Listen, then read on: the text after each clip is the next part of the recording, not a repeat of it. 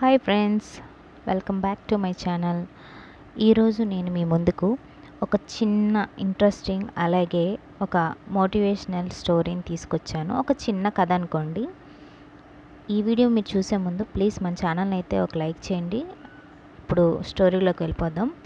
అనగనగా ఒక ఊర్లో ఒక చిన్న గ్రామంలో అహానా అనే చిన్నారి అమ్మాయి ఉండేది. ఆ అమ్మాయి అడవికి సమీపంలో ఒక గాయపడిన నెమలి కనిపించింది. అది గాయంతో బాధపడుతూ నీరసంగా పడిపోయింది. అహానా దానిని చూసి చాలా బాధపడిపోయింది. ఆమె ప్రేమగా దాని దగ్గరికి తీసుకొని తన చెరువు దగ్గరికి తీసుకువెళ్ళి నీళ్లు తాపించి పెట్టింది. అలాగే కొంత ధాన్యం కూడా పెట్టింది. రోజు రోజుకు కాస్త ప్రేమతో చూసుకుంటూ నెమ్మదిగా నెమలి కోలుకునే స్థితికి వచ్చింది. అలాగే కొన్ని రోజులకి ఆ నెమలి మళ్ళీ ఆరోగ్యంగా మారింది. అప్పుడు అహానాకి ఈ నెమలికి ఏదైనా మంచి పేరు పెట్టాలి అని చెప్పి తన మనసులో అనుకుంటూ నీకేం పేరు పెట్టాలి అని ఆలోచిస్తూ ఉంటుంది. అప్పుడు నెమలి గెంతుతూ ఎగురుతూ ఆడుతూ ఉంటుంది. అలాగే నాట్యం కూడా చేస్తుంది. అప్పుడు వెంటనే అహానాకి ఒక పేరు తడుతుంది. ఇక నుంచి నీ పేరు మయూరి అంటుంది.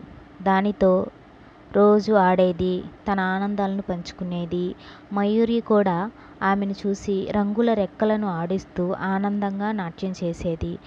అలాగా అహానా ఏదైనా బాధలో ఉంటే మయూరి తన అందమైన రెక్కలతో ఆమె చుట్టూ తిరుగుతూ ఆమెను నవ్వించేది. ఇలా వారి మధ్య అద్భుతమైన స్నేహం ఏర్పడింది. ఒకరోజు మయూరికి తాను తిరిగి అడవికి వెళ్ళవలసిన సమయం వచ్చిందని అర్థం చేసుకుంది. కానీ వెళ్ళిపోవాలని అనిపించలేదు.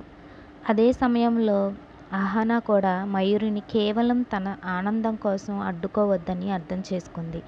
ఆమె కన్నీటితో మయూరిని విడిచిపెట్టింది. కానీ ఆశ్చర్యం ఏమిటంటే ప్రతి ఉదయం మయూరిని తనని చూసేందుకు మయూరి వస్తుండేది.